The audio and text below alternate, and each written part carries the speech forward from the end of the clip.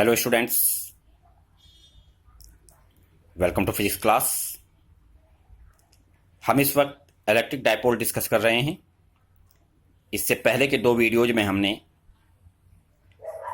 Electric dipole क्या होता है वो समझा था, और फिर electric field due to electric dipole भी हमने समझा था, और कुछ न्यूमेरिकल प्रॉब्लम्स लिए थे based on electric dipole moment and electric field due to electric dipole. आज हम उससे आगे के टॉपिक्स कर रहे हैं। तो जो पहला टॉपिक आज लिया है वो है electric potential due to an electric dipole. तो यहां पर ये एक इलेक्ट्रिक डायपोल है, minus q charge plus q charge, और इनके बीच में सेपरेशन 2a। ये पी पॉइंट है जो सेंटर ऑफ द डायपोल, जो कि ओ है सेंटर ऑफ द डायपोल, वहां से आर डिस्टेंस पर है। ओपी लाइन यानी पॉइंट की लाइन डायपोल एक्सिस के साथ थीटा एंगल बना रही है। इस पॉइंट पी पर हमें इलेक्ट्रिक पोटेंशियल डिटरमाइन करना है। तो पी पॉइंट पर इलेक्ट्रिक पोटेंशियल फाइंड आउट करना है। हमने यहां पर जो ये ओपी लाइन है, इस पर ए और बी दोनों पॉइंट से परपेंडिकुलर ड्रॉ किए। A M perpendicular to PO extended, और एक और B N perpendicular to PO, ये हमने ड्रॉ किए। अब अगर हम आ जाएं in triangle A O M, और इस ट्राइंगल में मैं कॉस थीटा लूंगा, तो कॉस थीटा होगा ओ एम अपॉन ओ ए, ओ एम अपॉन ओ ए, और ओ ए की वैल्यू ए के इक्वल होगी, हाफ ऑफ 2a। तो ओ एम अपॉन ए हो गया कॉस थीटा, तो ओ एम आ गया ए कॉस थीटा। सिमिलरली अगर इस ट्राइंगल में देखें बी ओ एन में, तो इस ट्राइंगल के अंदर ओ एन की वैल्यू भी ए कॉस थीटा आएगी इन द सिमिलर वे। तो अब पॉइंट पी एक लार्ज डिस्टेंस पर है from the centre of the dipole, यानी पी पॉइंट का डिस्टेंस काफी ज्यादा है। तो उस केस में AP is approximately equal to MP। हम ऐसा कर सकते हैं कि A से P का डिस्टेंस M से P के डिस्टेंस के ऑलमोस्ट इक्वल है, and MP is equal to PO plus OM, PO equal to R। तो AP आ गया R plus A cos theta in approximate value. और अगर मैं BP की बात करूं, तो BP is approximately equal to NP, और this is equal PO minus ON। तो यहां से PP आ गया R minus A cos theta. हमने दोनों चार्जेस से पॉइंट P का डिस्टेंस अलग अलग निकाल लिया। अब potential at P due to minus q charge, V1 equals minus q upon 4 pi epsilon naught AP, minus q charge का पोटेंशियल यहां पर।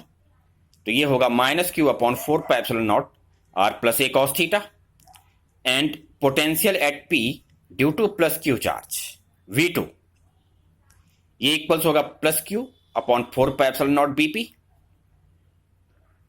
एंड BP की value R minus A cos theta, तो आ गया Q upon 4 pi epsilon naught R minus A cos theta. दोनों charges की वजह से पॉइंट P के पोटेंशियल हमने डिटरमाइन कर लिए। अब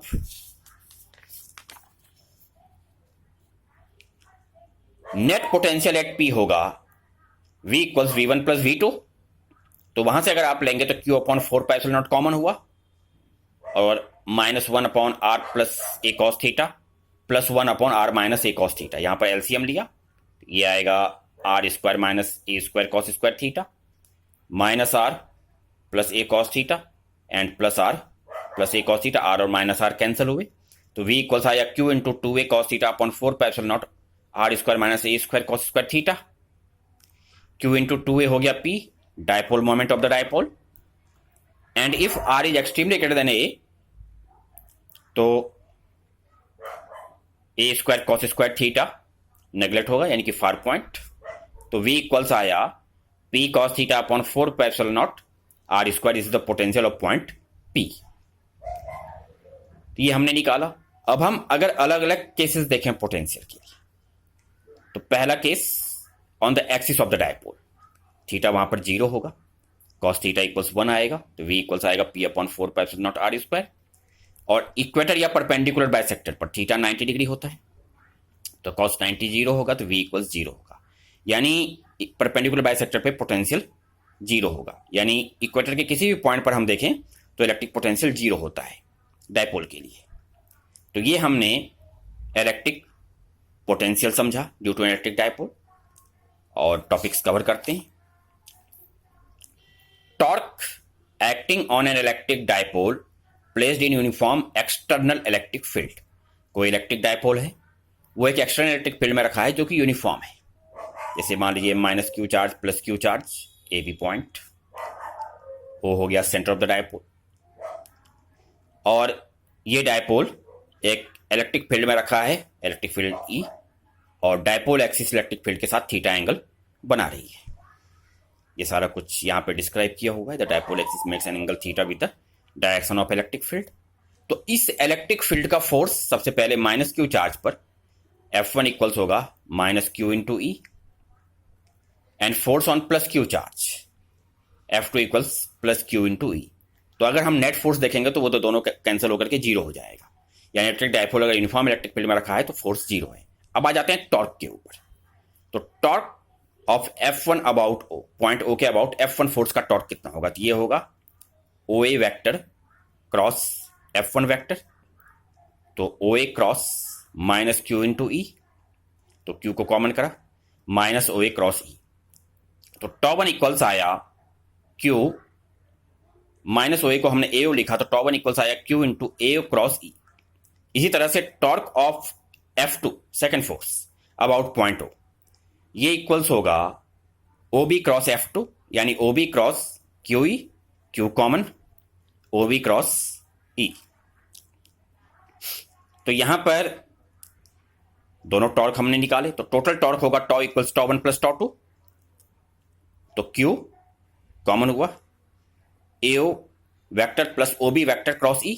अब AO vector plus OB vector पूरा AB बन जाएगा, डायपोल लेंथ, तो ये बन गया टॉ इक्वल्स QAB क्रॉस E, और Q इंटू AB ये आ गया डायपोल मोमेंट P वेक्टर, तो टॉ इक्वल्स P क्रॉस E, ये वैल्यू निकल के आई। तो टोटल टॉर्क आया टॉ P क्रॉस E।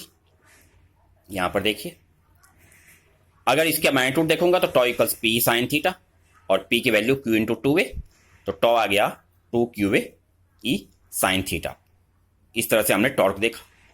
अब ये जो टॉर्क होता है, ये टॉर्क की टेंडेंसी होती है थीटा को डिक्रीज करने की, टेंडेंसी होती है to bring the dipole parallel to electric field, यानी ये ये टॉर्क डायपोल एक्सिस को फील्ड के पैरेलल लाने की कोशिश करता है।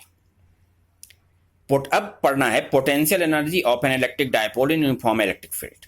कोई इलेक्ट्रिक डायपोल अगर यूनिफॉर्म इलेक्ट्रिक फील्ड में रखा है उस पर टॉर्क कितना होता है वो हमने देखा। अब इसकी पोटेंशियल एनर्जी इस सिस्टम की कितनी होगी वो समझनी है।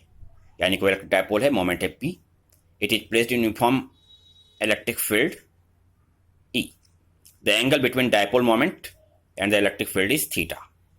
तो टॉर्क तो होगा P क्रॉस E, जिसके मैग्नीट्यूड P साइन थीटा।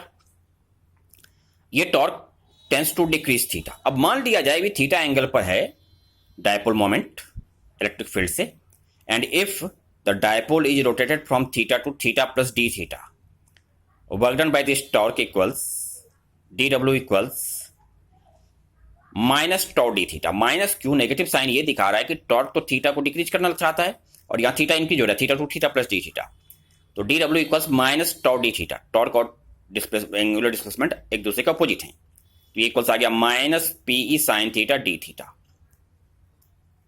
तो अब change in electric potential energy देखूंगा मैं इस टॉर्क की वजह से, तो ये होगा do equals minus DW, change in potential energy equals negative of work done by internal conservative force. तो du equals minus DW, that is du equals plus PE sign theta d theta. तो change in potential energy अगर total मैं दिखाऊंगा कि अगर मान लीजिए कि कोई ने किसी यहां पर डायपोल को 90 डिग्री से थीटा तक रोटेट किया, तो total change in potential energy आएगा integration of P sine theta d theta from 90 degree to theta. ये आ गया P साइन थीटा का integration minus cos theta, theta to 90 degree, तो U इक्वल्स माइनस P, पूरा solve करने के बाद cos theta minus cos 90 zero हुआ, तो पोटेंशियल एनर्जी यहां पर आ गई थीटा एंगल पर minus P cos theta, that is minus P dot E। यानी अगर कोई इलेक्ट्रिक डायपोल इलेक्ट्रिक फील्ड के साथ थीटा एंगल पर प्लेस्ड है तो उस सिस्टम की इलेक्ट्रोस्टैटिक पोटेंशियल एनर्जी निकालने का ये फॉर्मूला हो गया। अब यहां पर अलग अलग केसेस हैं। जैसे अगर मान लीजिए कि dipole axis parallel to electric field है तो उस केस में थीटा 0 है और कॉस थीटा 1 होगा, तो पोटेंशियल एनर्जी कितनी आएगी? Minus P. ये पोटेंशियल एनर्जी की मिनिमम वैल्यू हुई। और जब पोटेंशियल एनर्जी मिनिमम है तो ये कॉरस्पॉन्ड करता है टू स्टेबल इक्विलिब्रियम, यानी इस वक्त सिस्टम स्टेबल इक्विलिब्रियम में होगा। और अगर dipole axis anti parallel to field है तो theta 180 degree and cos theta equals -1, तो पोटेंशियल एनर्जी हो जाएगा प्लस पी, जो कि मैक्सिमम वैल्यू होगी पोटेंशियल एनर्जी की। और इस वक्त this corresponds to unstable equilibrium, यानी ये अनस्टेबल इक्विलिब्रियम में हुआ। तो हमने ये सारे केसेस देखे।